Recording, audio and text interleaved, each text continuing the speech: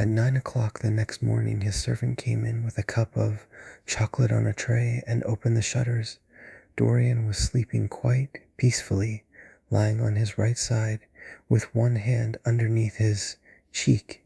He looked like a boy who had been tired out with play or study. The man had to touch him twice on the shoulder before he woke, and as he opened his eyes a faint smile passed across his lips, as though he had been lost in some delightful dream. Yet he had not dreamed at all. His night had been untroubled by any images of pleasure or of pain, but youth smiles without any reason. It is one of its chiefest charms. He turned round and, leaning upon his elbow, began to sip his chocolate. The mellow November sun came streaming into the room. The sky was bright, and there was a genial warmth in the air. It was almost like a morning in May. Gradually the events of the preceding night crept with silent, blood-stained feet into his brain and reconstructed themselves there with terrible distinctness. He winced at the memory of all that he had suffered, and for a moment the same curious feeling of loathing for Basil Hallward that had made him kill him as he sat in the chair came back to him, and he grew cold with passion. The dead man was still sitting there too, and in the sunlight now.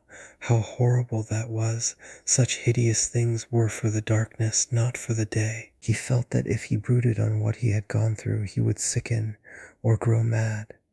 There were sins whose fascination was more in the memory than in the doing of them, strange triumphs that gratified the pride more than the passions, and gave to the intellect a quickened sense of joy greater than any joy they brought, or could ever bring, to the senses.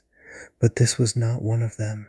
It was a thing to be driven out of the mind, to be drugged with poppies, to be strangled lest it might strangle one itself. When the half-hour struck, he passed his hand across his forehead, and then got up hastily and dressed himself with even more than his usual care, giving a good deal of attention to the choice of his necktie and scarf pin, and changing his rings more than once. He spent a long time also over breakfast, tasting the various dishes, talking to his valet about some new liveries that he was thinking of getting made for the servants at Selby, and going through his correspondence. At some of the letters he smiled. 3 of them bored him. One he read several times over and then tore up with a slight look of annoyance in his face. That awful thing, a woman's memory, as Lord Henry had once said. After he had drunk his cup of black coffee, he wiped his lips slowly with a napkin, motioned to his servant to wait, and going over to the table, sat down and wrote 2 letters. One he put in his pocket, the other he handed to the valet. Take this round to 152 Hertford Street, Francis, and if Mr. Campbell is out of town, get his address. As soon as he was alone, he lit a cigarette and began sketching upon a piece of paper, drawing first flowers and bits of architecture, and then human faces. Suddenly he remarked that every face that he drew seemed to have a fantastic likeness to Basil Hallward. He frowned, and getting up, went over to the bookcase and took out a volume at hazard. He was determined that he would not think about what had happened until it became absolutely necessary that he should do so. When he had stretched himself on the sofa, he looked at the title page of the book. It was Gautier's Émaux et Camée, Charpentiers, Japanese paper edition with the Jacquemart etching. The binding was of citron green leather, with a design of gilt trellis work and dotted pomegranates. It had been given to him by Adrian Singleton. As he turned over the pages, his eye fell on the poem about the hand of Lacenaire, the cold yellow hand underscore du supplice encore mal levé, with its downy red hairs and its underscore doigt de faune underscore. He glanced at his own white taper fingers, shuddering slightly in spite of himself, and passed on, till he came to those lovely stanzas upon Venice. Fort une gamme chromatique, le sein de perle ruisselant, la Vénus de l'Adriatique, sort de l'eau son corps rose et blanc. Les dômes sur l'azur des ondes, suivant la phrase au pur contour, s'enflent comme des gorges rondes que soulève un soupir d'amour. L'esquif aborde et me dépose, jetant son amarre au pilier, devant une façade rose sur le marbre d'un escalier. How exquisite they were! As one read them, one seemed to be floating down the green waterways of the pink and pearl city, seated in a black gondola with silver prow and trailing curtains. The mere lines looked to him like those straight lines of turquoise blue that follow one as one pushes out to the Lido. The sudden flashes of color reminded him of the gleam of the opal and iris-throated birds that flutter round the tall honeycombed campanile, or stalk, with such stately grace through the dim dust-stained arcades. Leaning back with half-closed eyes, he kept saying over and over to himself, devant une façade rose, sur le marbre d'un escalier. The whole of Venice was in those two lines. He remembered the autumn that he had passed there, and a wonderful love that had stirred him to mad, delightful follies. There was romance in every place, but Venice, like Oxford, had kept the background for romance, and to the true romantic, background was everything, or almost everything. Basil had been with him part of the time, and had gone wild over Tintoret.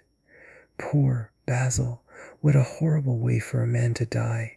He sighed, and took up the volume again, and tried to forget. He read of the swallows that fly in and out of the little cafe at Smyrna, where the Hajis sit counting their amber beads, and the turbaned merchants smoke their long tasseled pipes and talk gravely to each other. He read of the obelisk in the Place de la Concorde that weeps tears of granite in its lonely sunless exile, and longs to be back by the hot lotus-covered Nile, where there are sphinxes and rose-red ibises and white vultures with gilded claws, and crocodiles with small beryl eyes that crawl over the green steaming mud. He began to brood over those verses which, drawing music from kiss-stained marble, tell of that curious statue that Gautier compares to a contralto voice, the _monstre charmant that couches in the porphyry room of the Louvre. But after a time the book fell from his hand. He grew nervous, and a horrible fit of terror came over him. What if Alan Campbell should be out of England? Days would elapse before he could come back. Perhaps he might refuse to come. What could he do then? Every moment was of vital importance. They had been great friends once, 5 years before, almost inseparable. Indeed, then the intimacy had come suddenly to an end. When they met in society now, it was only Dorian Gray who smiled. Alan Campbell never did. He was an extremely clever young man, though he had no real appreciation of the visible arts, and whatever little sense of the beauty of poetry he possessed, he had gained entirely from Dorian. His dominant intellectual passion was for science.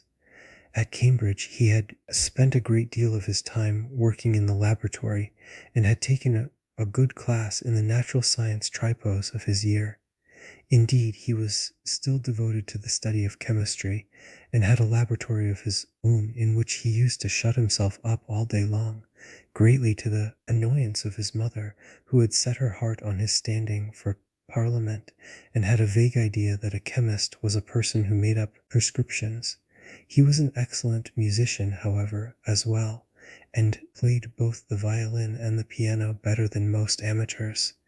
In fact, it was music that had first brought him and Dorian Gray together, music and that indefinable attraction that Dorian seemed to be able to exercise whenever he wished, and, indeed, exercised often, without being conscious of it. They had met at Lady Berkshire's the night that Rubinstein played there, and after that used to be always seen together at the opera and wherever good music was going on. For 18 months their intimacy lasted. Campbell was always either at Selby Royal or in Grosvenor Square. To him, as to many others, Dorian Gray was the type of everything that is wonderful and fascinating in life.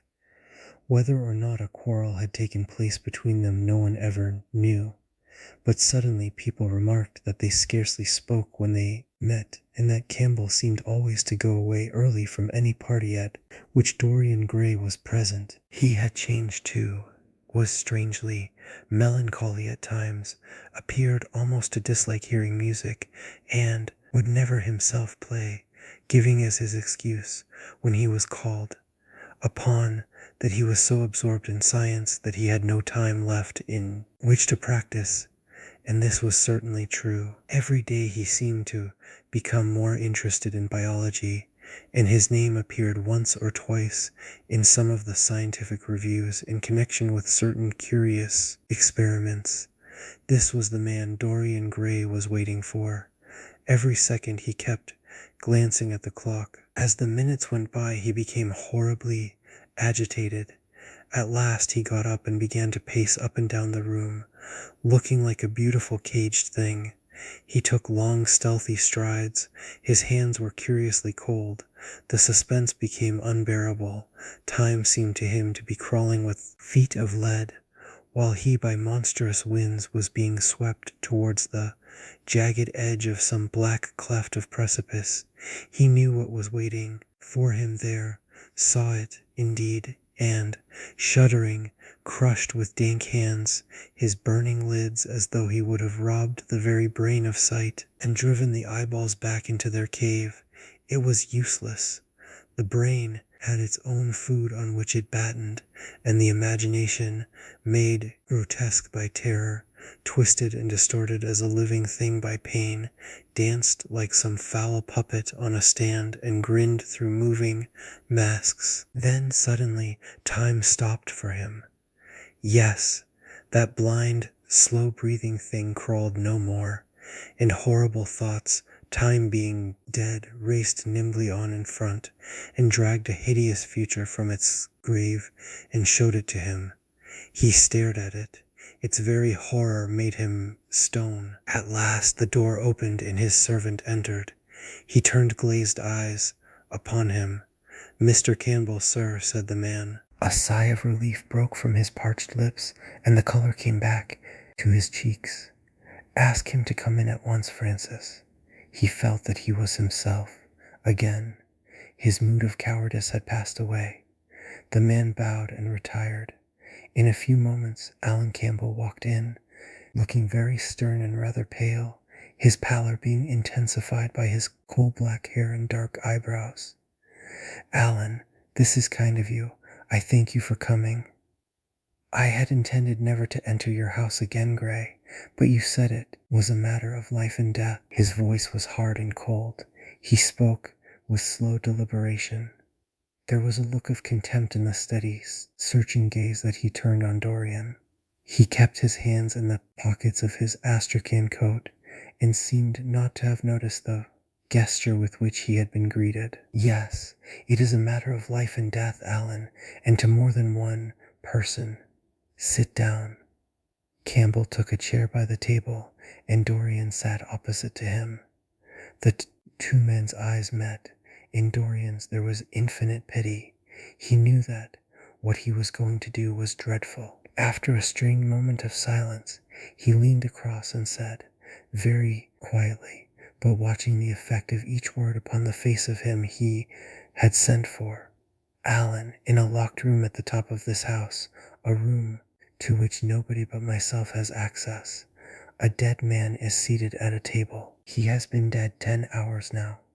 Don't stir and don't look at me like that. Who the man is, why he died, how he died are matters that do not concern you.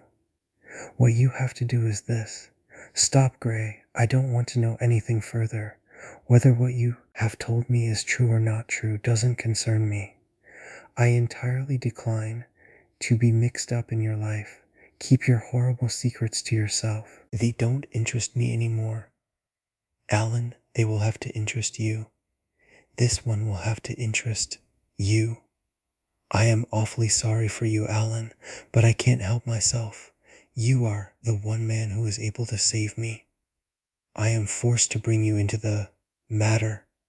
I have no option. Alan, you are scientific. You know about chemistry and things of that kind. You have made experiments. What you have got to do is to destroy the thing that is upstairs, to destroy it so that not a vestige of it will be left. Nobody saw this person come into the house. Indeed, at the present moment he is supposed to be in Paris. He will not be missed for months. When he is missed, there must be no trace of him found here. You, Alan, you must change him and everything that belongs to him into a handful of ashes that I may scatter in the air. You are mad, Dorian. Ah, I was waiting for you to call me Dorian. You are mad, I tell you. Mad to imagine that I would raise a finger to help you. Mad to make this monstrous confession. I will have nothing to do with this matter, whatever it is. Do you think I am going to peril my reputation for you? What is it to me what devil's work you are up to? It was suicide, Alan. I am glad of that. But who drove him to it? You, I should fancy. Do you still refuse to do this for me? Of course I refuse. I will have absolutely nothing to do with it. Don't care what shame comes on you. You deserve it all. I should not be sorry to see you disgraced, publicly disgraced. How dare you ask me, of all men in the world, to mix myself up in this horror? I should have thought you knew more about people's characters. Your friend Lord Henry Wotton can't have taught you much about psychology, whatever else he has taught you. Nothing will induce me to stir a step to help you. You have come to the wrong man. Go to some of your friends. Don't come to me. Alan, it was murder. I killed him. You don't know what he had made me suffer. Whatever my life is, he had more to do with the making or the marring of it than poor Harry has had. He may not have intended it. The result was the same. Murder! Good God, Dorian, is that what you have come to? I shall not inform upon you. It is not my business. Besides, without my stirring in the matter, you are certain to be arrested. Nobody ever commits a crime without doing something stupid, but I will have nothing to do with it. You must have something to do with it. Wait a moment. Listen to me. Only listen, Alan. All I ask of you is to perform a certain scientific experiment. You go to hospitals and dead houses, and the horrors that you do there don't affect you. If in some hideous dissecting room or fetid laboratory you found this man lying on a leaden table with red gutters scooped out in it for the blood to flow through, you would simply look upon him as an admirable subject. You would not turn a hair. You would not believe that you were doing anything wrong. On the contrary, you would probably feel that you were benefiting the human race, or increasing the sum of knowledge in the world, or gratifying intellectual curiosity, or something of that kind.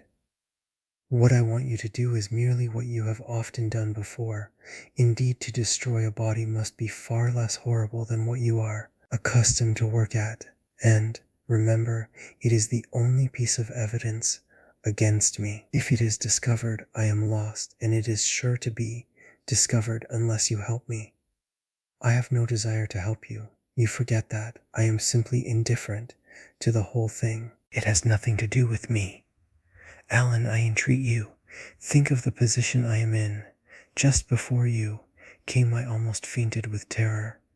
You may know terror yourself some day. No, don't think of that. Look at the matter purely from the scientific point of view. You don't inquire where the dead things on which you experiment come from. Don't inquire now. I have told you too much as it is. But I beg of you to do this. We were friends once, Alan. Don't speak about those days, Dorian. They are dead. The dead linger sometimes. The man upstairs will not go away. He is sitting at the table with bowed head and outstretched arms. Alan, Alan, if you don't come to my assistance, I am ruined. Why, they will hang me, Alan. Don't you understand? They will hang me for what I have done. There is no good in prolonging this scene. I absolutely refuse to do anything in the matter. It is insane of you to ask me. You refuse? Yes. I entreat you, Alan. It is useless. The same look of pity came into Dorian Gray's eyes. Then he stretched out his hand, took a piece of paper and wrote something on it. He read it over twice, folded it carefully and pushed it across the table. Having done this, he got up and went over to the window. Campbell looked at him in surprise and then took up the paper and opened it. As he read it, his face became ghastly pale and he fell back in his chair. A horrible sense of sickness came over him. He felt as if his heart was beating itself to death in some empty hollow. After 2 or 3 minutes of terrible silence, Dorian turned round and came and stood behind him, putting his hand upon his shoulder. I am so sorry for you, Alan, he murmured, but you leave me no alternative. I have a letter written already. Here it is. You see the address. If you don't help me, I must send it. If you don't help me, I will send it. You know what the result will be, but you are going to help me. It is impossible for you to refuse now. I tried to spare you. You will do me the justice to admit that. You were stern, harsh, offensive. You treated me as no man has ever dared to treat me. No living man, at any rate. I bore it all. Now it is for me to dictate terms. Campbell buried his face in his hands, and a shudder passed through him. Yes, it is my turn to dictate terms, Alan. You know what they are. The thing is quite simple. Come, don't work yourself into this fever. The thing has to be done. Face it and do it. A groan broke from Campbell's lips and he shivered all over. The ticking of the clock on the mantelpiece seemed to him to be dividing time into separate atoms of agony, each of which was too terrible to be borne.